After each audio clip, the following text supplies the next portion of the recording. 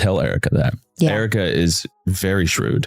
She's very smart. There's a great story. I can't really tell you who this was, but it was a very important person. And it happened within hours of the news. And the call goes in. She takes it because it was a very important person. And the question was to her, okay, so this is a starting point. Like, what do you know? And she was like, I know everything. And I was like, that's amazing. For a long time, all of this just felt like background noise, nothing serious, nothing worth stopping for. It was easy to brush off, easy to scroll right past like it didn't even matter. But now Andrew Kolvet is finally stepping up and speaking out, and suddenly everything hits way different. The vibe shifted fast, and what used to feel small now feels way bigger than anyone expected. It doesn't feel like empty talk anymore. It feels real now, and people can't ignore it. The second his name got linked to Erika Kirk in a way nobody could clearly explain, everything changed overnight. People stopped staying quiet and started paying close attention real quick. I never dated here because I saw vicariously through my roommate how terrible it was. Somehow getting drinks was the replacement of having coffee and breakfast. I personally would rather have coffee or brunch with someone than go. I don't drink. I find it unproductive, not because I'm holier than whatever. I just don't operate that way. But I always thought it was very strange how she would go to drinks with one guy and then go to dinner with another. So it goes twofold here. So if you're expecting to marry someone that I was blessed with, like a Charlie, you have to be the type of woman that will attract a Charlie. Are you going to church? Are you going to Bible study? Once that switch flipped, the questions came in heavy and non-stop. How long was this really going on? Was this all happening right in front of Charlie without him knowing? And the biggest question that won't go away, did he ever find out the truth before it was too late? That kind of talk spread like wildfire, and it stopped sounding like gossip almost instantly. It started to feel like something serious was being exposed right in front of everyone. This is where things really start breaking apart. Because this didn't just begin after Charlie passed, no matter how people try to spin it. The whole story about grief and two people just leaning on each other during a tough time? That explanation started falling apart fast, and people are not buying it anymore. Really handsome. You look gorgeous. Are you fixing I got a little bacon. Babe, that's deep in there. Give them a cleavage. People want cleavage. Showcase it. Sex sells, babe. Sex sells. Mm-hmm. That's me. That's against our religion. It's not. It's within the confines of marriage. The moment people actually started digging, everything began to fall apart fast. Once they went back through Erika's history, that story couldn't hold up anymore, not even a little. And when Andrew stepped forward and started breaking things down in a personal way, it hit even harder. When he was asked about the first time he met Erika, what he shared painted a picture that raised eyebrows instantly. It showed someone who already had a pattern in place, and it wasn't low-key at all. There were multiple relationships, all publicly documented, that she later straight up denied ever happened. Old footage, photos, reality TV clips, public appearances, everything was out there showing a version of her that didn't match the image she was trying to sell. And then later, she even went on record claiming she had never seriously dated before Charlie. I've known Erika since they started dating, since Charlie and Erika started dating. I remember the first time I met Erika, it was actually at Politicon in Los Angeles many years back. Oh, man. And I was like, who is this gal? Like, and Charlie was like, oh, she's hanging out with us today. Charlie, you could tell there was something different though. And I logged it. And Erika has always been tremendous, and she never sought the limelight. She was always very happy to sort of be doing her own thing and just be supportive of Charlie. That claim didn't sit right once the receipts started stacking up. The second those receipts came out, that story collapsed quick, and that's what completely shifted how people looked at anything tied to Andrew. Because if someone is willing to erase entire relationships like they never existed, then denying a connection with Andrew doesn't even sound shocking anymore. It starts to feel expected, almost predictable. At that point, people weren't just guessing, they were connecting dots that looked way too clear to ignore. Now bring Andrew fully into this, because his role was never random, not even close. Before Charlie passed, Andrew wasn't just some random face in the background. He was already placed inside Turning Point USA in a way that actually mattered. He was close enough to be trusted, close enough to be in the room, but not visible enough to pull major attention. And she's never been anything but just high character, just warm. She was a total asset to Charlie in the sense that, you know, Charlie was so missional. He was so direct. He was so kind of on just, you know, Energizer Bunny, and direct about what he needed to get done.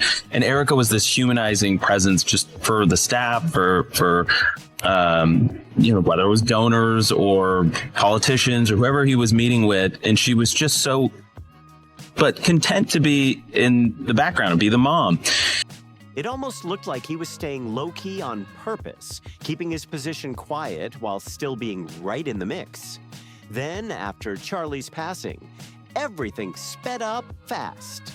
Staff members, insiders, anyone who questioned things or pushed back, they started disappearing quietly one by one. People were getting pushed out with no big scenes, just gone. But somehow, Andrew stayed exactly where he was, and that alone had people looking twice. Not only did he stay, he started moving up. Bigger roles, more visibility, co-hosting shows, and always right there beside Erika like nothing around him was falling apart. To tell Erika that. Yeah. Erika is very shrewd. She's very smart. It was a great story. I can't really tell you who this was, but it was a very important person. And it happened within hours of the news. And the call goes in, she takes it because it was a very important person. And the question was to her, okay, so just as a starting point, like, what do you know? And she was like, I know everything. And I was like, that's amazing. That's when the big question got louder. Why him out of everyone? Because if things were being cleaned up and people were getting removed left and right, how did Andrew come out completely untouched? That doesn't just happen randomly. Situations like that usually have a reason behind them, and people definitely started noticing that something didn't add up. He was never seen as a threat, and even more telling than that, he was already locked into the inner circle long before any of this became public. That alone had people paying closer attention, because that kind of access doesn't just happen by chance. Now listen carefully to how he talks about her, because it doesn't sound like a normal coworker just showing support during a tough time. There's a clear shift in his tone that stands out right away. It feels personal, familiar, almost like real admiration slipping through at moments where it doesn't quite fit. USA did a massive purge of employees a few days ago, or at the end of, I guess, last week, you could say. What did you hear about that purge? I heard there were 30 to 40 people purged, that they were looking for the leak. They knew there are leaks out of TPUSA. They are terrified of these leaks because of what TPUSA has been up to. And rather than try to be an honest organization, it's just let's get rid of all the people we think might be disclosing that we're a dishonest organization. It's just unbelievable. He describes Erika as sharp, strategic, someone who knows everything and stays 10 steps ahead at all times. The way he talks, it's like she was always prepared, always in control before anything even went down. Already prepared, already in control, like nothing ever caught her off guard, not even for a second. That's the part that made people stop cold, because it didn't sound like someone describing a person reacting to something devastating. It sounded like someone describing a person who already knew exactly how everything was going to play out. That difference hit hard, and people picked up on it immediately. That kind of language didn't sit right at all, especially with the timing surrounding everything. What are 3 things that you would say that you look for in someone that you're dating? I really don't look for anything because I've already found what I'm looking for. Well, I have an amazing girlfriend. She's spectacular. Is she in politics? Not really, no. What can you tell us about her? She's What would you beautiful. be willing? She's reverent. She's a reverend? I didn't know this about her. She's reverent. Oh. I was like, wait, this is new. I don't know if we'll want to keep that or not. Oh, you better keep it. You better keep it. Okay, she's reverent. So what's an example? What do you mean? She's prayerful. She believes in God. She's a great person. And the more Andrew kept talking, the more people started locking in on those small but telling details. It wasn't just what he said, it was how he said it. Calm, confident, almost too comfortable when speaking on her position and her decisions. That level of certainty had people questioning how much he actually knew, and even more importantly, when he knew it.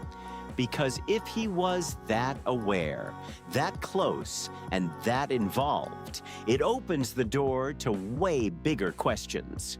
What role was he really playing behind the scenes? People weren't just focused on Erika anymore, their attention shifted straight to Andrew, too.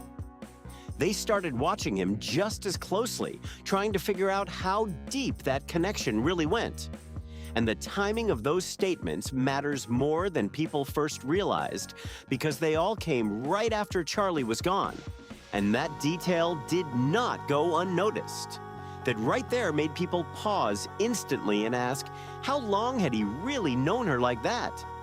That kind of familiarity doesn't just show up overnight, and people caught on to that fast. She believes in other people. She always thinks of other people before herself. She's very fun, and honestly, I'm so blessed to be able to have her in my life. That is so sweet of you to say. I will say this, Charlie's girlfriend is totally gorgeous. She's so gorgeous. I'm way over promoted. Would you like to introduce yourself, or should I introduce you? All right, we'll try it again. Hey, everybody. Welcome to this episode of The Charlie Kirk Show. Joining me is the most special guest. Then came the behavior. And this is where things started feeling genuinely strange. When people went back and rewatched their appearances together, something didn't sit right at all. After Charlie's passing, the energy felt completely off. There were smiles, laughs, moments that didn't match what people expected from raw grief. People thought they would see 2 individuals barely holding it together, but instead, the body language told a different story. It looked more like the comfort of 2 people who already had a connection, not 2 strangers trying to process sudden loss together. Once people noticed that, they started digging deeper into the timeline, and that's when things got seriously uncomfortable. On the day Charlie passed, both Andrew and Erika shared their versions of what happened. But later, information didn't fully line up with those accounts, and that mismatch raised even more questions that people couldn't ignore. Details like flight records, police scanner activity, timelines, and movement logs all started pointing in a completely different direction from what was first presented. And when things don't line up clean, people don't just ignore it and move on. That's when the questions start getting bigger and way more serious. People began digging deeper, trying to figure out what was really happening behind the scenes. And this is where everything starts getting messy, because once those timelines stop matching up, the benefit of the doubt disappears fast. Every detail gets put under a microscope. Every statement gets compared, every movement gets questioned. People start looking for anything that doesn't fit, anything that feels off. The more they looked, the more gaps they believed were sitting right there in plain sight. And that only made the situation feel even more suspicious to them. People started asking why certain details came out later instead of right away.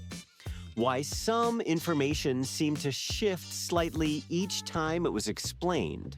And that pattern definitely didn't go unnoticed. That kind of inconsistency doesn't just get brushed off, especially when records are already out there showing a completely different picture.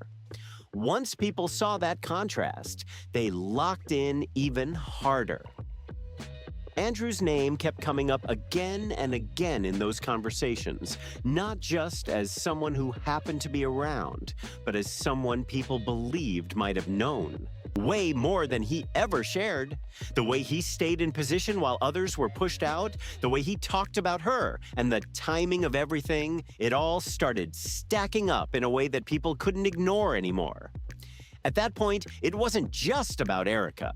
Both of them were being looked at side by side, with people trying to piece together what really happened behind the scenes. And then this detail hit even harder. Andrew wasn't just reacting after the news broke. His movements suggested he was already in motion. His flight path showed him heading toward Scottsdale before everything had fully unfolded, and that made people pause immediately. At the same time, Erika's reported location and timeline didn't line up cleanly with what was being shared publicly. When those two pieces were placed next to each other, it created a much bigger question, one people couldn't just ignore or explain away easily. Did they connect before everything even happened? That question hit hard, because if the answer is yes, then the whole story people were being told starts to fall apart fast. It wouldn't be about two people bonding through shared grief anymore. It would mean they were already connected before any of this even went down. And that completely flips how people see the situation from the ground up. Then there's the moment everyone keeps circling back to, the tarmac scene. That embrace was shown as raw emotion, real grief happening in real time. But once people started breaking down the sequence, the pickup timing, the flight arrival, the order of events, it didn't hit the same anymore. The pieces didn't line up clean the way people expected, and that opened the door to a totally different way of looking at it. That's when the questions got louder. What if that moment wasn't spontaneous at all? What if it was planned ahead of time? That idea alone shifted how people interpreted everything. And then there's one more layer that made things even more intense: the alibi attempt. When questions started coming up about where Erika was that day, there was an effort made to show she was at home with family.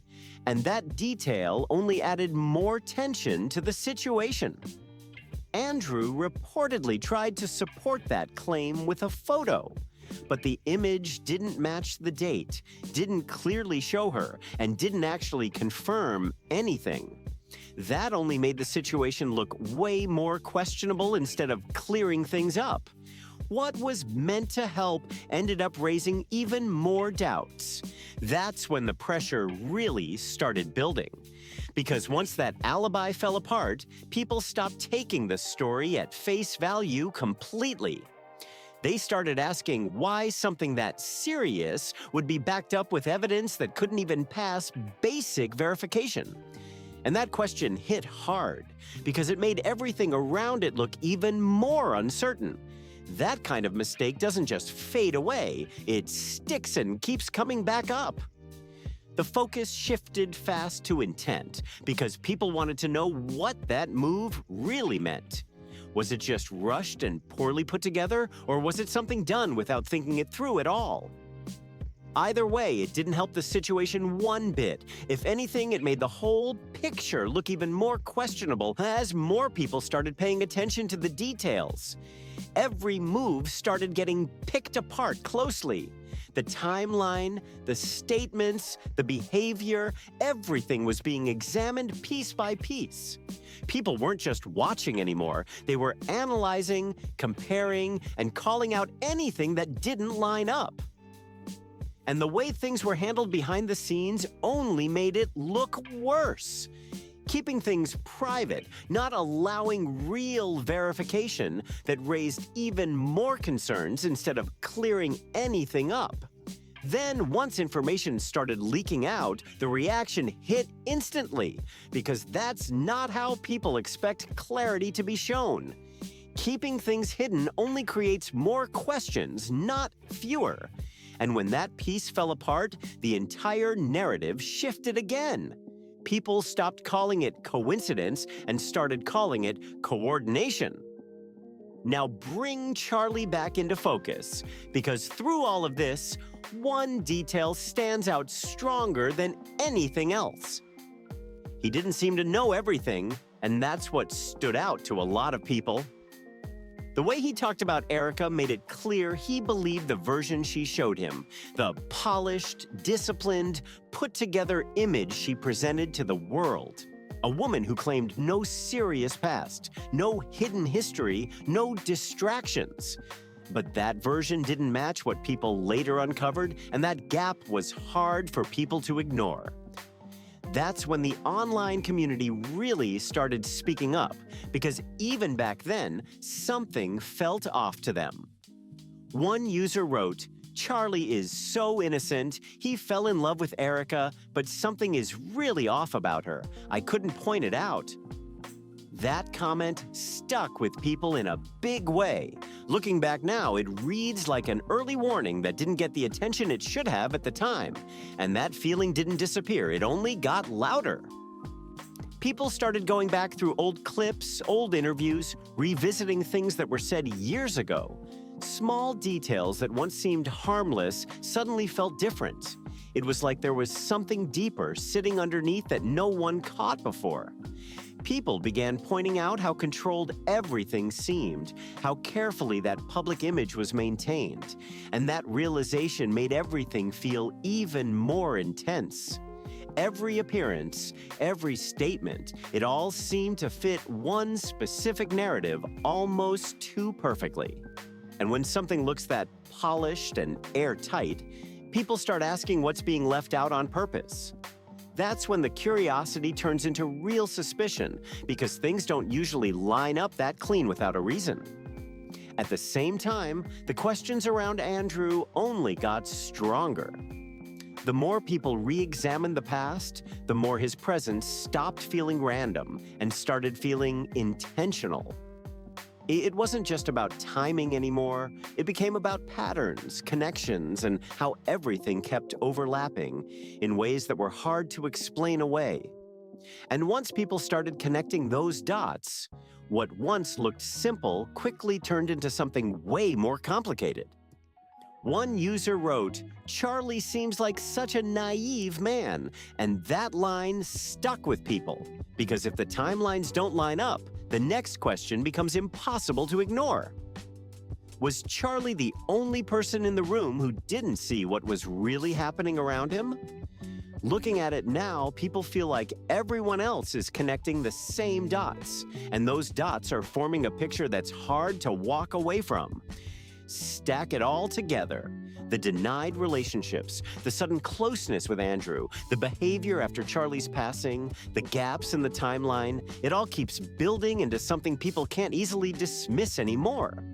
The fact that Andrew stayed untouched while others were quietly pushed out, and the very specific way he talks about her, that's what keeps standing out. On their own, none of these details prove anything completely, but when you stack them together, they start forming a story, and it's not the same one people were first told. Erika continues to present herself as completely without fault, but the online community isn't accepting that image anymore. One user said, "Everything about her is inauthentic and fake." Another wrote, "She lied to Charlie, swore she was just a sweet, innocent, inexperienced Christian woman." Those reactions show just how much public opinion has shifted, and it's not a small change either. Now with Andrew finally speaking, even if it's coming out in pieces and not directly, it's making people question everything even more. Some are starting to wonder if this story coming out isn't random at all. Maybe it wasn't planned. Maybe it's just something that couldn't stay hidden any longer, no matter what. And that leaves one heavy question right at the center of it all. If Charlie never knew the full truth, then who made sure he didn't? Like, subscribe, share this with someone who needs to see it, and drop your thoughts in the comments.